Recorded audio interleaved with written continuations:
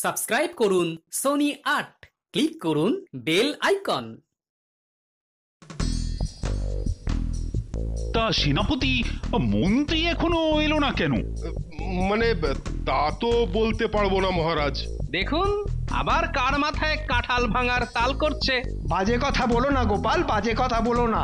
গোপালের এমনই স্বভাব, মুখে ভালো কথার বড়ই অভাব। চ্যাটাং চ্যাটাং বলবে কথা আর জ্বলে যাবে মন্ত্রীর মাথা। এই, তুমি এবার থামো দেখি। তা মন্ত্রী, গোপালের কথা ছেড়ে দিয়ে এবার আমার কথার জবাব দাও দেখি। বলি, রাজসভায় আসতে এত দেরি হলো কেন? মহারাজ কি বলবো, সে কি দৃশ্য! হোমকুণ্ডে যজ্ঞের আগুন জ্বলে উঠলো, দাউ দাউ করে রেলিহান শিখা, অং বং চং মন্ত্র পড়া হলো।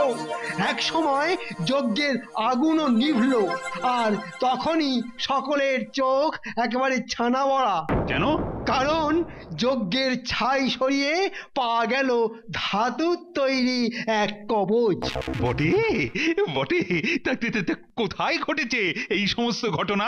শুধুই ঘটনা নাকি অলৌকিক কাণ্ড কারখানা? কথার মাঝে এই রকম ফুট কাটলে আমি কিন্তু আর একটাও কথা বলবো না মহারাজ।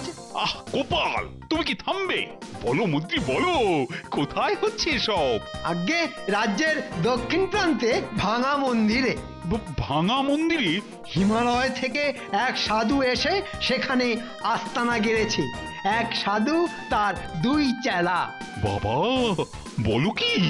বলানি কওয়ানি এক সাধু আর তার দুই চেলা এসে ভাঙা মন্দিরে বসে গেল? শুনলাম সাধু বাবা নাকি ওই রকম মানুষের ভালো করতে যোগ সাধনা ছেড়ে এরকম হঠাৎ করেই মাঝে মধ্যে মর্তভূমিতে নেমে আসেন। আচ্ছা আচ্ছা আচ্ছা। যজ্ঞ করে আর তো মানুষকে কবচ বিতরণ করে আবার নাকি হিমালয়ে চলে যান। তাহলে তো রীতিমতো মহাপুরুষ বলো। মহাপুরুষ বলে মহাপুরুষ, রীতিমতো যোগ সিদ্ধ সাধু। কবচ দিয়ে মানুষের ভাগ্যদোষ কাটান বলে ভক্তরা তার নাম দিয়েছে কবচ বাবা। বাহ বাহ বাহ, যথোপযুক্ত নাম। তা মন্ত্রী, তুমি কি সেইখান থেকেই আসছো? হ্যাঁ মহারাজ। মহারাজ, আমি আর কথা না বলে থাকতে পারছি না। তাই যদি অনুমতি দেন, আমি মন্ত্রী মশাইকে একটিমাত্র প্রশ্ন করতে চাই। আমার যা জানার তা হয়ে গেছে। এবারে দুটো কেন, মন্ত্রীকে তুমি 200টা প্রশ্ন করতে পারো। এই মরেছে, বিগলে গোপাল আবার কি বেমক্কা প্রশ্ন করে বসবে কে জানে।